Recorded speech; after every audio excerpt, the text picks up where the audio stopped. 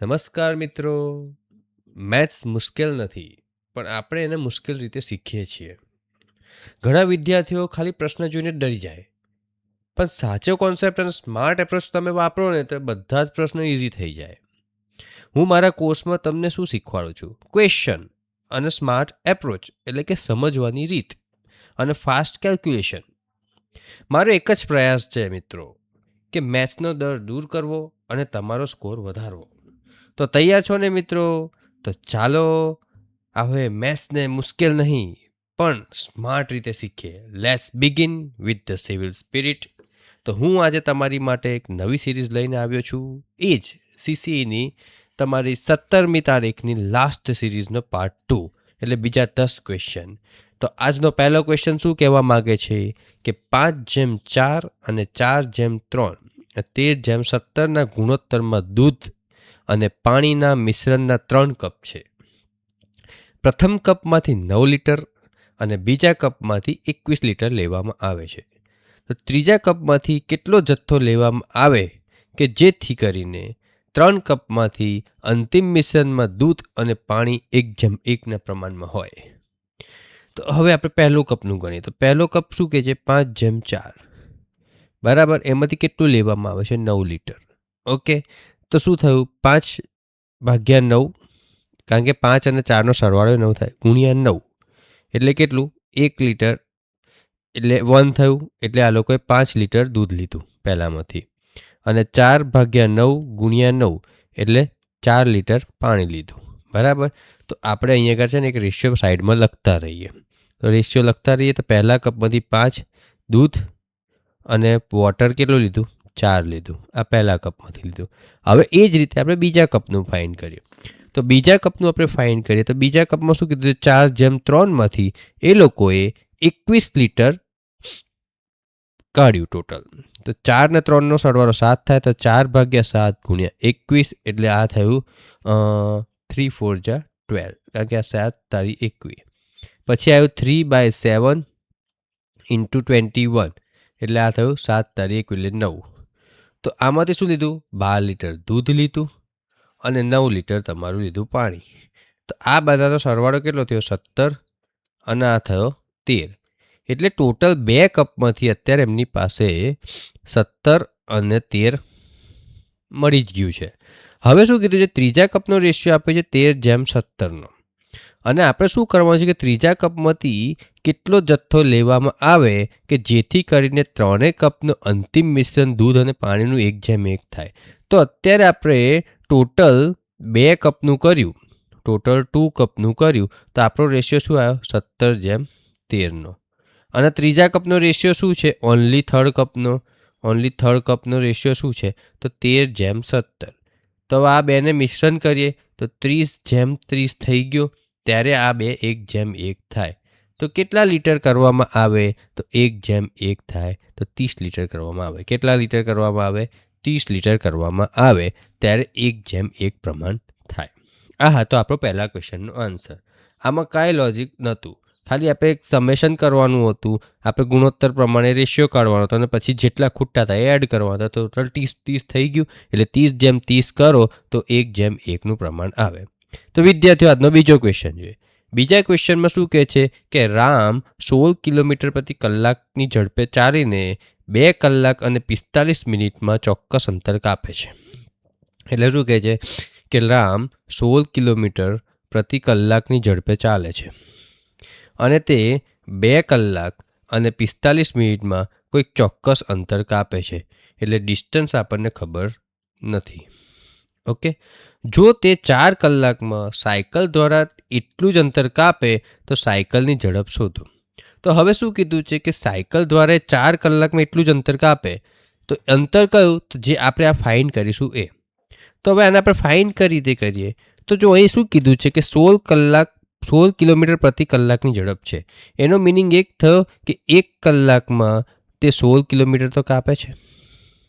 એટલે એનો મિનિંગ થયો કે 2 કલાકમાં તે 32 કિલોમીટર કાપશે, અને 2 કલાકને 45 મિનિટમાં તે કાપશે 44 કિલોમીટર. કેટલું કાપશે? 44 કિલોમીટર. હવે તમે કહો છો કે તમે આ સેટ કઈ રીતે કર્યું?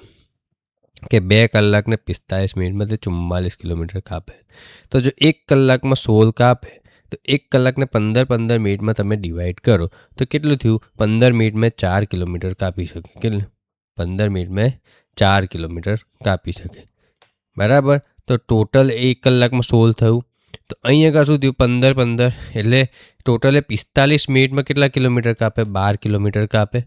ઓકે. તો આ 2 કલાકમાં 32 + 12 કરી દો એટલે 44 કિલોમીટર થઈ ગયું. તો 2 કલાકને 45 મિનિટમાં 44 કિલોમીટર કાપે તો ડિસ્ટન્સ થઈ ગયું 44 કિલોમીટર. હવે શું કીધું છે કે તે જ અંતર કાપતા સાયકલ વડે એને કેટલો સમય લાગશે? સાયકલની સ્પીડ શોધવાની છે. તો distance is equal to time into speed છે. તો speed is equal to distance divide by time. તો આપણને ડિસ્ટન્સ મળી ગયું છે 44 અને કલાક આપેલા છે 4. તો સાયકલની સ્પીડ આપણને મળી ગઈ 11 કિલોમીટર પ્રતિ કલાક. આપણે શું કરીએ? ક્વેશ્ચન મોટા જોઈએ ને એટલે આપણને બીક લાગી જાય. તો આ તો આજે બીજો ક્વેશ્ચન. હવે વિદ્યાર્થીઓ આપણે ત્રીજા ક્વેશ્ચન પર જઈએ. તો ત્રીજા ક્વેશ્ચન શું કહે છે કે 21 વિદ્યાર્થીઓનું સરેરાશ વજન 57 કિલો છે. એટલે આપણને 21 સ્ટુડન્ટ આપેલા છે. બરાબર. તો 21 સ્ટુડન્ટ્સનું એવરેજ વેટ કેટલું છે? 57 કિલોગ્રામ છે. તે જૂથમાં નવા વિદ્યાર્થીનો સમાવેશ કર્યા પછી સરેરાશ વજન 1.5 કિલો વધે છે. બરાબર. તો નવો વિદ્યાર્થીઓ એડ કર્યો એટલે જો 22મો વિદ્યાર્થીઓ એડ કર્યો ને ત્યારે એનું સરેરાશ વજન 58.5 થઈ જાય છે. કેમ? 57માં 1.5 એડ કર્યું. તો નવા વિદ્યાર્થીનું વજન કેટલું? હવે આપણે શું કરવાનું? તો 21નું સરેરાશ 57 છે તો ટોટલ વેટ કેટલું થયું? તો ટોટલ વેટ થયું તમારું total weight is equal to 57 × 21 કરાય. બરાબર. તો 1 7 × 7 7 2 × 14 5 1 × 5 એટલે આ થઈ ગયું 9. બરાબર. અને વધ્યું 1 તો 5 2 × 10 બરાબર 10 એટલે એ થઈ ગયું 11 97 21 છોકરાઓનું ટોટલ વજન થયું. હવે આપણે 22 છોકરાઓનું ટોટલ વજન ફાઇન કરીએ. તો હવે ટોટલ વેટ 22 છોકરાઓનું ફાઇન કરીએ તો 58.5 છે તો આપણે 585 લઈ લઈએ. છેલ્લે 0.10 મૂકી દઈશું.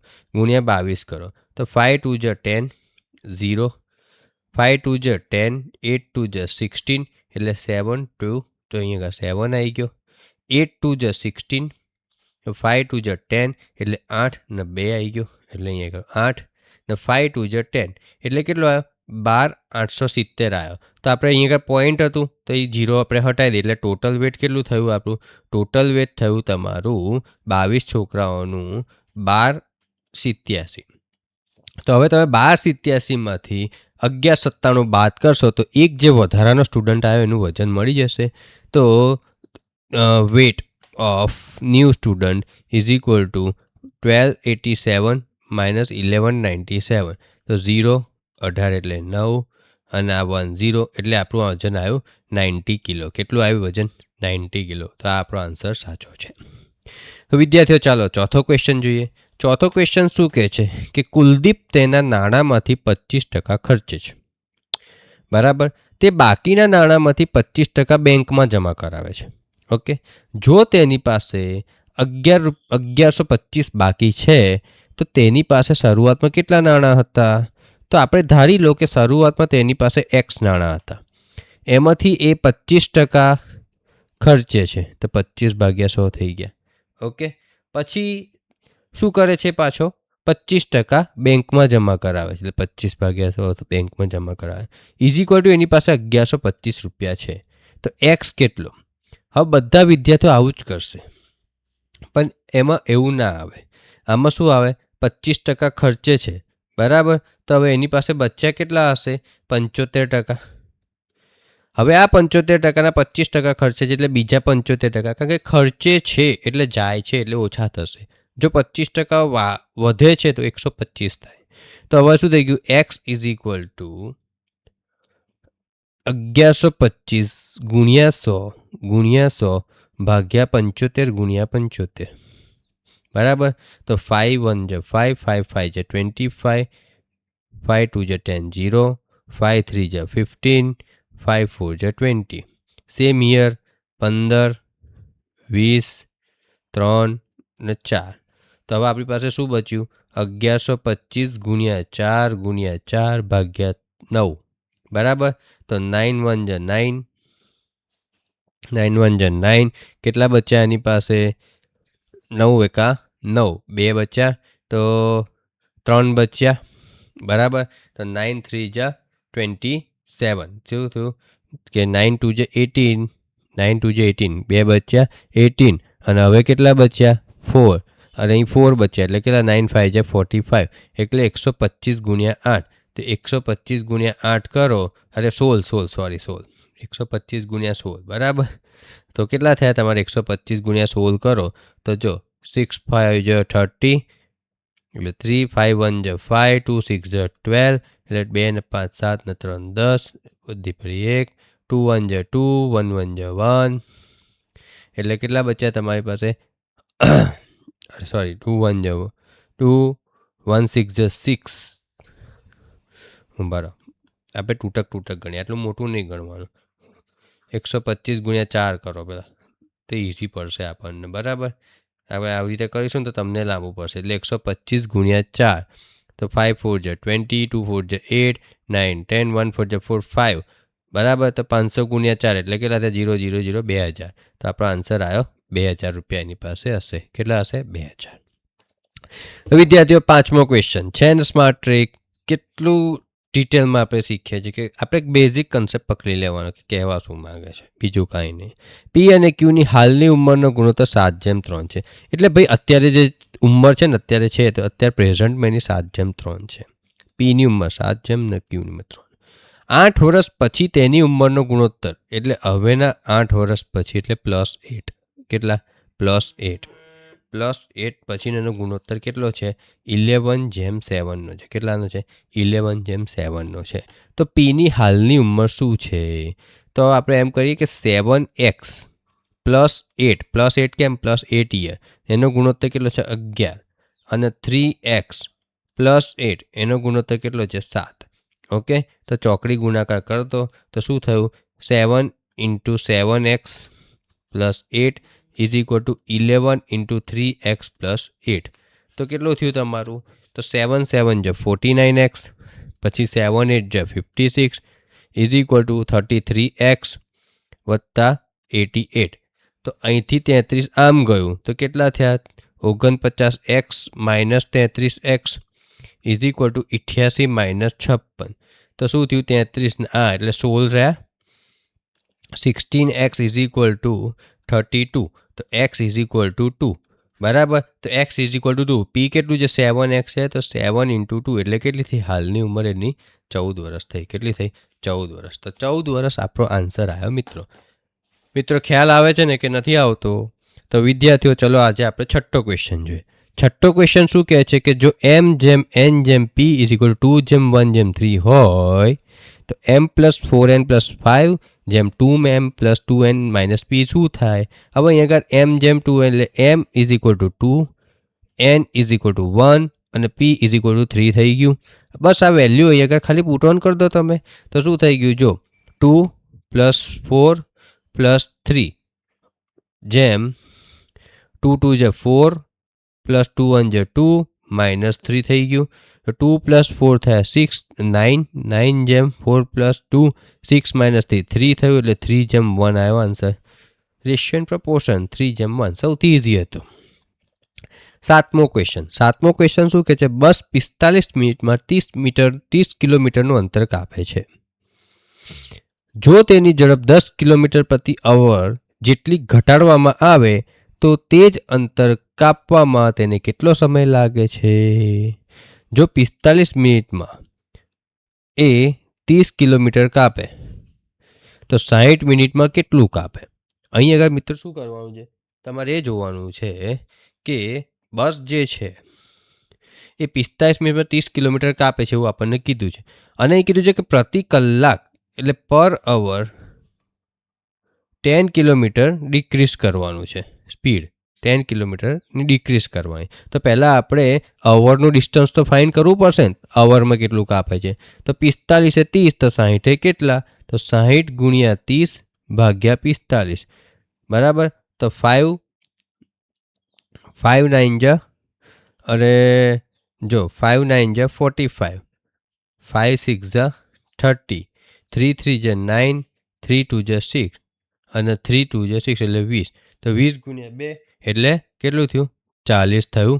બરાબર. તો 60 મિનિટમાં 40 કાપે છે. હવે આપણને શું કીધું છે કે પર અવર 10 કિલોમીટર ડિક્રીઝ કરવાની છે સ્પીડ. તો એનો મિનિંગ એવો થયો કે 60માં 30 મિનિટ કાપી 30 કિલોમીટર કાપી શકશે. તો આવી ગયો ને આપણો જાતે જ આન્સર કે તે કાપવામાં તેને કેટલો સમય લાગશે. તો હવે એ જ ડિસ્ટન્સ કાપવામાં એને કેટલો સમય લાગશે? તો 30 કિલોમીટર જે વધ્યું એ ડિસ્ટન્સ કાપવામાં એને કેટલો સમય લાગશે? 60 મિનિટ. તો અહીંયા આવી ગયા આન્સર 60 મિનિટ.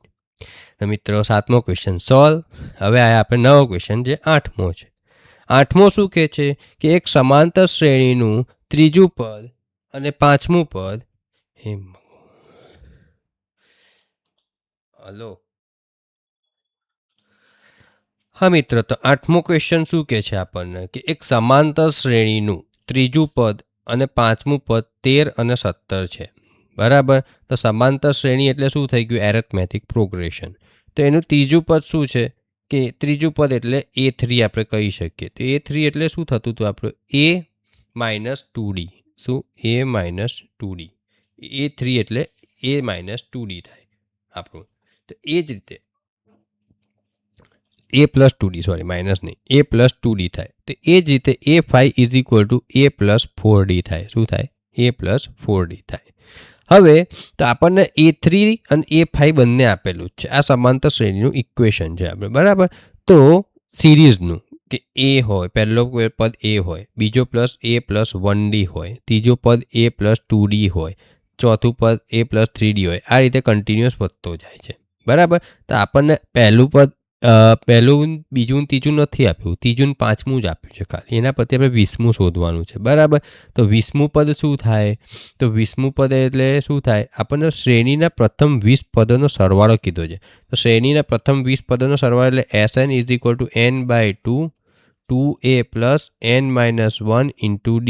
આ થાય. બરાબર. તો હવે આપણી પાસે A નથી અને D નથી. તો આપણે પહેલાં એ વસ્તુ ફાઇન્ડ કરવી પડે ને. તેની માટે આપણને A3 અને A5 આપેલા છે. તો A3 કેટલા આપ્યા છે તમને? 13. તો 13 ઇઝ ઇક્વલ ટુ A+2D અને 17 ઇઝ ઇક્વલ ટુ A+4D. તો આ બે સમીકરણ આપણને આપ્યા છે. તો બેમાંથી એક માઇનસ કરી દઈએ. તો 17 is equal two A+4D minus 13 is equal two A+2D કરી દઈએ. તો શું થયું? 4 ઇઝ ઇક્વલ ટુ એ ઉડી ગયા. તો આ 2D થયું. તો D ઇઝ ઇક્વલ ટુ તમારી પાસે આન્સર આવી ગયો 2. હવે D2 આવી ગયો તો કોઈ એકમાં તમે Dની વેલ્યુ મૂકી દો. તો આપણે પહેલામાં મૂકી દઈએ. તો 13 ઇઝ ઇક્વલ ટુ A+4 થઈ ગયું. તો A ઇઝ ઇક્વલ ટુ શું આવી ગયો? 9 આન્સર આવી ગયો. તો હવે A અને Dની બંને વેલ્યુ આ ઇક્વેશનમાં આપણે મૂકી દઈએ. તો આપણે S20 ફાઇન્ડ કરો. તો આ 20/2 થઈ ગયું. 2 ઇન્ટુ A કેટલો થયો? 9 વત્તા 20 માઇનસ 1 ઇન્ટુ 2 થઈ ગયો. ઓકે. તો શું થયું? 10 ઇન્ટુ 2 9 જે 18 પ્લસ 19 ઇન્ટુ 2. બરાબર. 90 ઇન્ટુ 2 એટલે શું? 38 થયો. તો 10 ઇઝ ઇક્વલ ટુ 18 પ્લસ 38. તો 38 ઇન્ટુ 18 કરો તો કેટલા થાય? તો જો 38 પ્લસ 18. તો 38 પ્લસ 18 કેટલા થયા? 16 1 એટલે 56 થયા. તો ઇઝ ઇક્વલ ટુ 10 ગુણ્યા 56. તો કેટલા થયા? 560 આન્સર આવ્યો. છે ને મિત્રો? ઇઝી હતું. થોડું લેન્ધી હોય છે પણ તમને આ કન્સેપ્ટ સમજાવવો હતો મારે જરૂરી. જો કન્સેપ્ટ સમજી જાઓ તો તમને ઇઝી પડે. એટલે પહેલાં શું લખવાનું? તમારે પદોનો સરવાળાનું ઇક્વેશન લખવાનું. જે ખૂટતું હોય એ લખવાનું. તે ખૂટતું કઈ રીતે ફાઇન્ડ થશે? તો આ રીતે ફાઇન્ડ થશે. તેમાંથી આપણને A D બંને મળી જાય. ઓકે. ને પછી વેલ્યુ પુટ ઓન કરીને સોલ્વ કરવાનું હતું. ચલો હવે આપણી પાસે હતો 9મો ક્વેશ્ચન આજનો. તો 9મો ક્વેશ્ચન શું કહે છે? સિમ્પ્લિફિકેશન છે. એ 0.5476 ડિવાઈડ બાય 0.74નો આન્સર શું આવે? હવે તમે પહેલાં ઓપ્શન્સ જુઓ. તો પહેલો 74 છે, બીજો 7.4 છે, સોરી, ત્રીજો 0.74 છે અને ચોથો 7.54 છે. 3 સેમ છે એટલે મને અંદર બ્લિંક થયું કે જો 3 સેમ હોય તો આને આ બે વેલ્યુને એકબીજા સાથે કોઈ લેવા દેવા છે. તો મેં શું કર્યું? 74નો સ્ક્વેર કર્યો. તો 74નો સ્ક્વેર કર્યો તો એનો જવાબ આવ્યો 5476. શું આવ્યો? 5476. ઇટ મીન્સ આને આ 74નો વર્ગ છે. તો આનો આન્સર 0.74 જ આવે. ખ્યાલ આવ્યો કે ના આવ્યો? તો એકદમ શું કહેવાય, એકદમ આમ ઇઝી વસ્તુ હતી, કારણ કે મને ઓપ્શન જોઈને ખ્યાલ આવી ગયો આ વસ્તુનો. ઓકે, તો મિત્રો આજનો લાસ્ટ ક્વેશ્ચન જોઈએ. આજનો લાસ્ટ ક્વેશ્ચન એ તમને શું કહેવા માગે છે? તો લાસ્ટ ક્વેશ્ચન એવું કહે છે કે 8 પુરુષ, ટાઈમ એન્ડ વર્ક આવે એટલે છોકરાઓ છે ને આમ એકદમ કન્ફ્યુઝ થઈ જાય કે યાર આ શું પૂછી લીધું મને આ લોકોએ. તો 8 પુરુષો અને 12 છોકરાઓ 5 દિવસમાં એક કામ પૂરું કરી શકે છે, જ્યારે 6 પુરુષો અને 8 છોકરાઓ 7 દિવસમાં તે કામ પૂરું કરી શકે. તો એકલા પુરુષને અને એકલા છોકરાને અનુક્રમે તે જ કામ પૂરું કરવામાં કેટલો સમય લાગે છે? તો આપણે આવ્યું 8 પુરુષ. તો જો 8 પુરુષ પ્લસ 12C છોકરાઓને એક કામ પૂરું કરવામાં 1/5, અને 6 પુરુષ plus 8C is equal two 1/7. હવે આ અહીં લઈ લો તો શું થઈ ગયું? 5 40 પુરુષ plus 12 50 60C is equal two 1, અને 7 6 42 પુરુષ plus 7 56C is equal two 1. હવે બીજામાંથી એક કાં તો એકમાંથી બીજું માઇનસ કરો તો શું થયું કે જો તો શું થયું? તમે ચાલો અહીંયા આવી જાઓ. 42 પુરુષ વત્તા 58C ઇઝ ઇક્વલ ટુ 1. તો આ -2P plus -2C is equal two 1. 2C છે ને, 7 56 થાય યાર, સોરી ભૂલ થઈ, એટલે આ 4C આવશે. એટલે 4C એટલે શું થઈ ગયું? 2P minus 4C is equal two 1 થઈ ગયો. તો 2P ઇઝ ઇક્વલ ટુ શું થયું? 4C means P is equal two 2C થઈ ગયો. એટલે 1 પુરુષ ઇઝ ઇક્વલ ટુ 2 ચાઇલ્ડ થઈ ગયા. હવે શું કીધું છે કે એકલા પુરુષને અને એકલા છોકરાને અનુક્રમે તે જ કામ કરતા કેટલો સમય લાગશે? તો એ કઈ રીતે ફાઇન્ડ કરશો? તો હવે આપણે પીની વેલ્યુ ઇક્વેશનમાં મૂકીએ કે 8P is equal two 12C, અરે 8P plus 12C is equal two 1/5 છે. તો P is equal two 2C થઈ ગયું. તો અહીં આગળ મૂકીએ તો 16C plus 12C is equal two 1/5 થયું. તો 16C plus 12C is equal two કેટલા થયા? તો 12 ને 6 28C થઈ ગયો. 28C is equal two 1/5. તો C ઇઝ ઇક્વલ ટુ શું થઈ ગયું? 1/140. કેટલું થઈ ગયું? 1/140. અને આપણને ખબર છે કે P is equal two 2C. તો 2 ઇન્ટુ 1/140 થયું એટલે 2 × 70. એટલે P ઇઝ ઇક્વલ ટુ 1/70. તો શું રેશિયો આવે? 70:140નો રેશિયો આવ્યો. ખ્યાલ આવ્યો કે ના આવ્યો? આ ઇક્વેશન બનાવીને સોલ્વ કરવાનું છે. તો મિત્રો આજે હતા આપણા 10 ક્વેશ્ચનો. હવે હું નેક્સ્ટ વિડીયો લઈને આવીશ, એમાં તમારા માટે હું બીજા 10 ક્વેશ્ચન લઈને આવીશ, જે આપણે આ શિફ્ટ પૂરી કરશે અને 30 ક્વેશ્ચન આપણા પૂરા થશે. તો હું આશા રાખું છું કે મિત્રો તમને આમાં સમજ પડી હોય અને મારા ક્વેશ્ચન આન્સર્સ તમને કામ લાગ્યા હોય. તો હવે આપણે મળીશું નેક્સ્ટ વિડીયોમાં. ત્યાં સુધી બધાને ઓલ ધ બેસ્ટ.